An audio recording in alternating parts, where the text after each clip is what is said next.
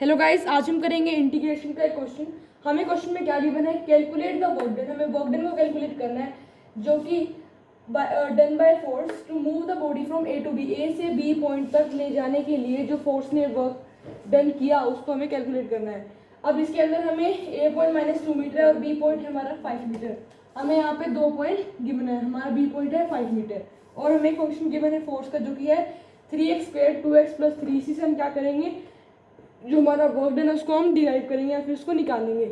तो इसके लिए सबसे पहले हम स्टार्ट करते हैं, हम लिखते हैं वर्क डन का सिंबल इज इक्वल टू। अब इसके लिए हमें क्या इंपॉर्टेंट है, इंटीग्रेशन के जो हमें फॉर्मूलाज हैं वो आपको अच्छे से याद करने पड़ेंगे, तभी आप क्वेश्चनों को अटेम्प्ट कर सकते हैं। तो इसके लिए हम यूज सबसे पहले लिखते हैं 5।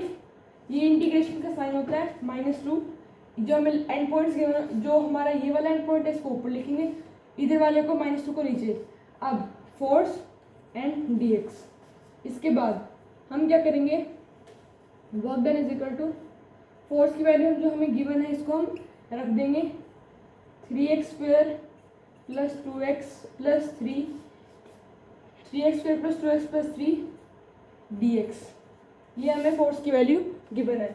इसके बाद अब क्या करेंगे हम, work done is equal to जो हमें ये अलग अलग वैल्यूज हैं इनको हम, जो हमें इसके अंदर गिवन है ब्रैकेट के अंदर, इसको हम खोल के लिख देंगे और इंटीग्रेशन का साइन हर वैल्यू के साथ लगेगा।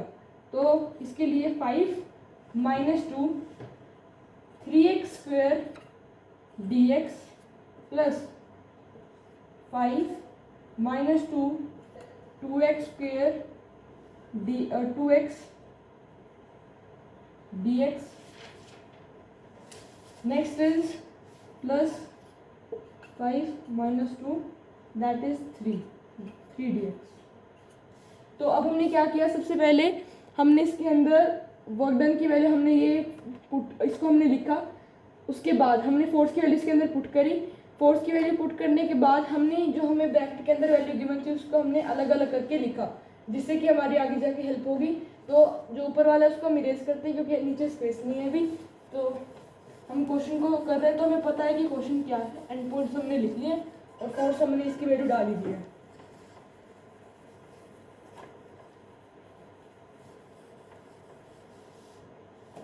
तो अब यहाँ पे हम क्या करेंगे, जो हमारा कांस्टेंट वैल्यू है 3 2 3, इसको हम बाहर निकाल देंगे। जैसे कि अब हम देखते हैं, ये हमने वर्क डन लिखा। अब 3 बाहर आएगा, ऐसे जो आगे बच रहा है वो ऐसे लिखा जाएगा 3x² dx। लाइकवाइज ऐसे हम जो सारे नेक्स्ट उनको करेंगे 5 - 2 इंटीग्रेशन x² dx + 2 जो हमारे 2 है और इसका साइन 5 - 2 एंड यहाँ पे x² था, यहाँ पे सिर्फ x है तो यहाँ पे हम क्या करेंगे, यहाँ पे सिर्फ x dx प्लस इंटीग्रेशन का साइन। नेक्स्ट है हमारा 3, हमारा बाहर आएगा तो हमने पहले 3 लिखा। अब हमारे पास यहाँ कोई x नहीं है तो सीधा dx लिख देते हैं, वो गलत नहीं है कुछ।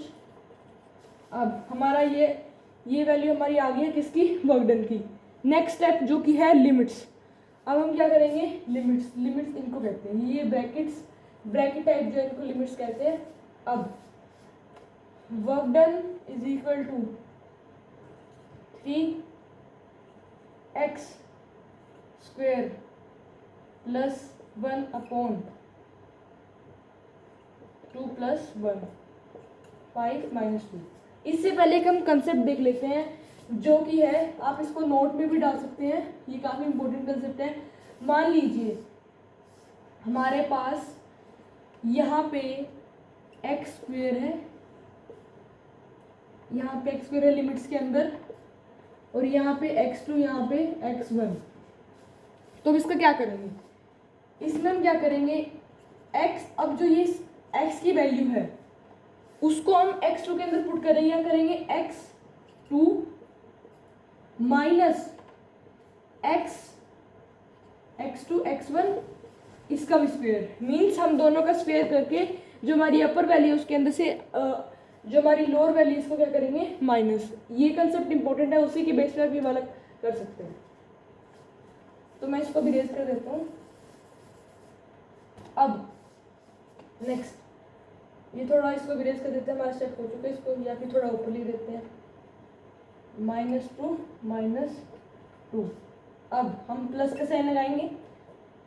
अब यहाँ पे 2 है, बाहर लिखेंगे। अब x की हम यहाँ पे x2 था तो हमने +1 कर दिया। ये भी हमारा एक फॉर्मूला है किसका, इंटीग्रेशन का। हमने 2 + 1 कर दिया और जो हमने ऊपर किया उसको हमने क्या करा, नीचे लिख दिया। और जो हमारी लिमिट थी जो हमारी इंटीग्रेशन पे थी वो एज इट इज ही है। अब ऐसे ही जो हमारा नेक्स्ट है वो यहाँ पे सिर्फ यहाँ पे 1 है। अगर आप इसको देखें, हम अगर 1 होता तो हम लिखते नहीं, आपको पता है। तो अब यहाँ पे 1 है तो x 1 + 1 अपॉन में 1 + 1।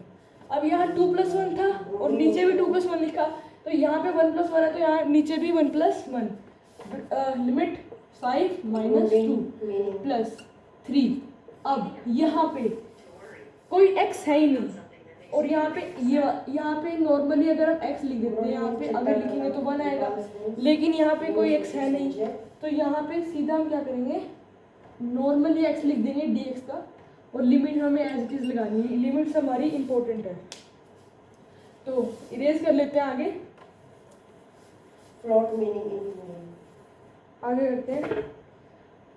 अब नेक्स्ट स्टेप क्या है, अगर आप अभी ध्यान से देखो, मैं इसको करके दिखा देता हूँ, कंफ्यूजन नहीं होगी। यहाँ पे 3 है, यहाँ पे x 3/3 5 - 2,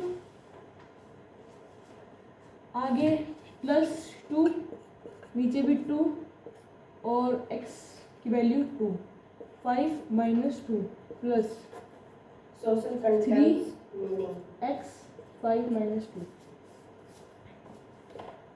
अब अगर आप ध्यान से देखें, यहाँ पे 3 से 3 कैंसिल, 2 से 2 कैंसिल। अब हमारे पास क्या बचा, work done = x³ 5 - 2 plus x² 5 + 3x 5 - 2। अब हमारा 3 बार है तो इसका मतलब ये नहीं कि ये गलत है, क्योंकि हमें क्वेश्चन में ही ऐसे, आपको सिर्फ आगे बढ़ना है, सॉल्यूशन अपने आप निकल जाएगा। आगे करते हैं। तो जो मैंने आपको कॉन्सेप्ट सिखाया था नोट, उसी के बेस पे हम ये स्टेप करने जा रहे हैं। तो वर्क डन = 5, ये जो क्यूब है यहाँ पे 5 का क्यूब माइनस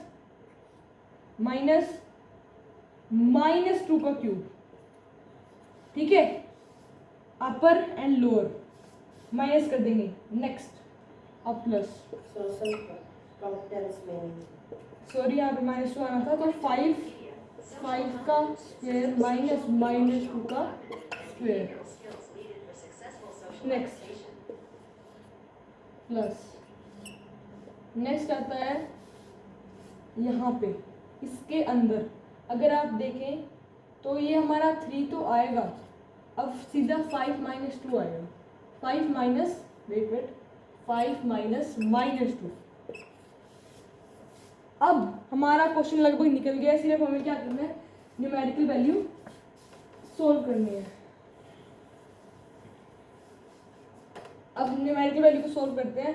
तो वर्क डन = यहाँ पे आएगा 125, यहाँ पे माइनस आता है क्यूब तो यहाँ पे प्लस हो जाएगा, माइनस ये होगा -2 का क्यूब 8, ओके, नो प्लस आएगा यहाँ पे, क्योंकि हमारा क्यूब माइनस ही होगा, अगर हमारा स्क्वायर होता है तो हमारा प्लस आता है, लेकिन यहाँ क्यूब है तो माइनस का प्लस हो जाएगा, माइनस माइनस प्लस, ये आ गया